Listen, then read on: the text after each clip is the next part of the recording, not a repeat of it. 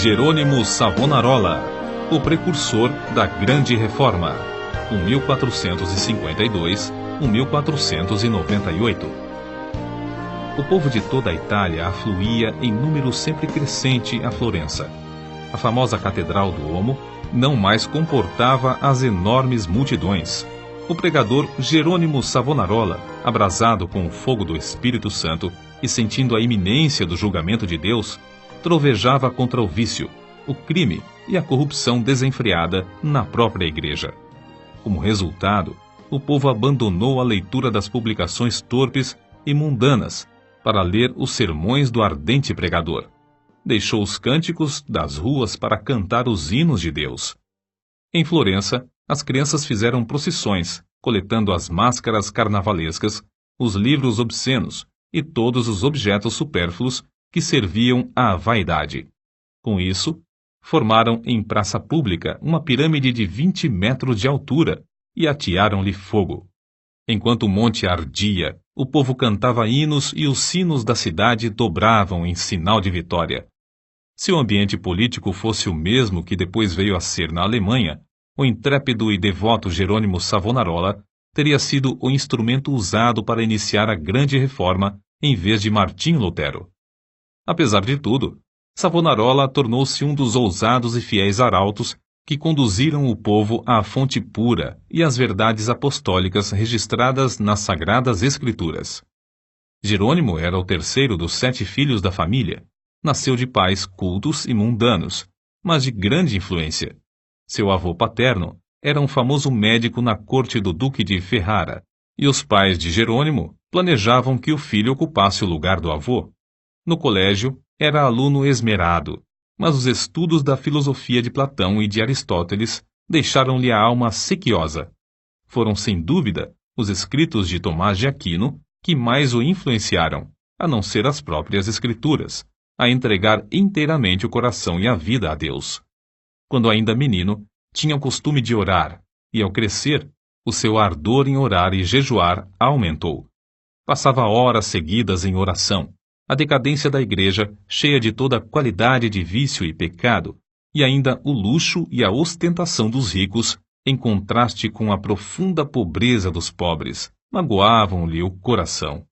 Passava muito tempo sozinho nos campos e à beira do rio Pó, em contemplação perante Deus, ora cantando, ora chorando, conforme os sentimentos que lhe ardiam no peito. Quando ainda jovem, Deus começou a falar-lhe em visões. A oração era a sua grande consolação. Os degraus do altar, onde se prostrava horas a fio, ficavam repetidamente molhados de suas lágrimas. Houve um tempo em que Jerônimo começou a namorar certa moça florentina. Mas quando ela mostrou quanto era desprezível que um membro de sua orgulhosa família Strozzi pudesse se unir a um Savonarola, Jerônimo abandonou para sempre a ideia de casar-se. Voltou a orar com crescente ardor. Enjoado do mundo, desapontado acerca dos seus próprios anelos, sem achar uma pessoa compassiva a quem pudesse pedir conselhos, e cansado de presenciar as injustiças e perversidades que o cercavam, coisas que não podia remediar, resolveu abraçar a vida monástica. Ao apresentar-se no convento, não pediu o privilégio de se tornar monge, mas rogou que o aceitassem para fazer os serviços mais vis, da cozinha, da horta e do mosteiro. Na vida do claustro, Savonarola passava ainda mais tempo em oração, jejum e contemplação perante Deus. Sobrepujava todos os outros monges em humildade, sinceridade e obediência, sendo apontado para lecionar filosofia, atividade que exerceu até sair do convento. Depois de passar 7 anos no mosteiro de Bolonha, Jerônimo foi para o convento de São Marcos em Florença. Grande foi o seu desapontamento ao ver que o povo florentino era tão depravado como os dos demais lugares. Até então ainda não reconhecia que somente a fé em Deus salva o pecador. Ao completar 1 ano no convento de São Marcos, foi apontado instrutor dos noviciados e, por fim, designado pregador do mosteiro. Apesar de ter ao seu dispor uma excelente biblioteca, Savonarola utilizava-se mais e mais da Bíblia como seu livro de instrução. Sentia cada vez mais o terror e a vingança do dia do Senhor que se aproxima e, às vezes, entregava-se a trovejar do púlpito contra a impiedade do povo. Eram tão poucos os que assistiam às suas pregações que Savonarola resolveu dedicar-se inteiramente à instrução dos noviciados. Contudo, como Moisés, não podia escapar à chamada de Deus. Certo dia, ao dirigir-se a uma feira, teve repentinamente uma visão dos céus abertos por onde passavam, perante seus olhos, todas as calamidades que sobrevirão à igreja. Então, lhe pareceu ouvir uma voz do céu ordenando-lhe anunciar aquelas coisas ao povo.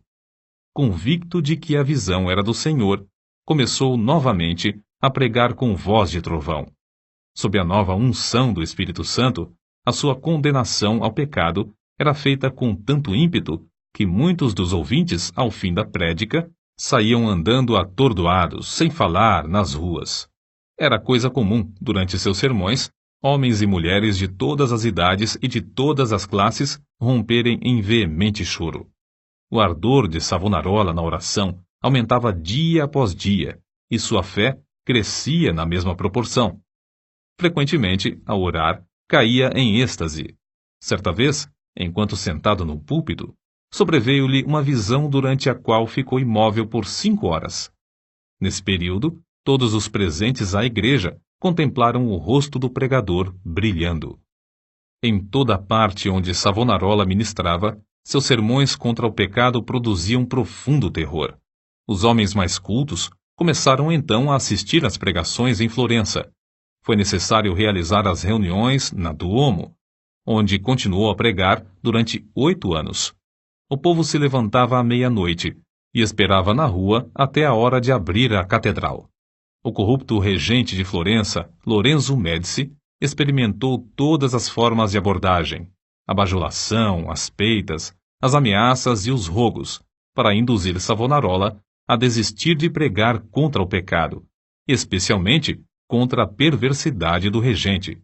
Por fim, vendo que tudo era debalde, contratou o famoso pregador Frei Mariano para falar contra Savonarola. Frei Mariano pregou um sermão, mas, pelo fato de o povo não ter prestado atenção à sua eloquência e astúcia, ele não ousou continuar. A essa altura, Savonarola profetizou que Lorenzo, o Papa e o rei de Nápoles morreriam dentro de 1 ano, e assim sucedeu. Depois da morte de Lorenzo, Carlos VIII da França invadiu a Itália, e a influência de Savonarola aumentou ainda mais. O povo abandonou a literatura torpe e mundana para ler os sermões do famoso pregador. Os ricos socorriam os pobres em vez de oprimi-los. Foi nesse tempo que o povo fez a grande fogueira na Piazza da Florença e queimou grande quantidade de artigos usados para alimentar vícios e vaidade. Não cabia mais, na Grande Duomo, o seu imenso auditório. Contudo, o sucesso de Savonarola foi muito curto. O pregador foi ameaçado, excomungado e, por fim, no ano de 1498, por ordem do Papa, foi queimado em praça pública. Com as palavras "O Senhor sofreu tanto por mim", terminou a vida terrestre um dos maiores e mais dedicados mártires de todos os tempos. Apesar de continuar até a morte, sustentando muitos dos erros da Igreja Romana, ensinava que todos os que são realmente crentes estão na verdadeira Igreja. Alimentava continuamente a alma com a palavra de Deus. As margens das páginas da sua Bíblia estão cheias de notas escritas enquanto meditava nas Escrituras. Conhecia uma grande parte da Bíblia de cor e podia abrir o livro instantaneamente e achar qualquer texto. Passava noites inteiras em oração e recebia revelações, quando em êxtase ou por meio de visões. Seus livros sobre a humildade, a oração, o amor e outros temas continuam a exercer grande influência sobre os homens.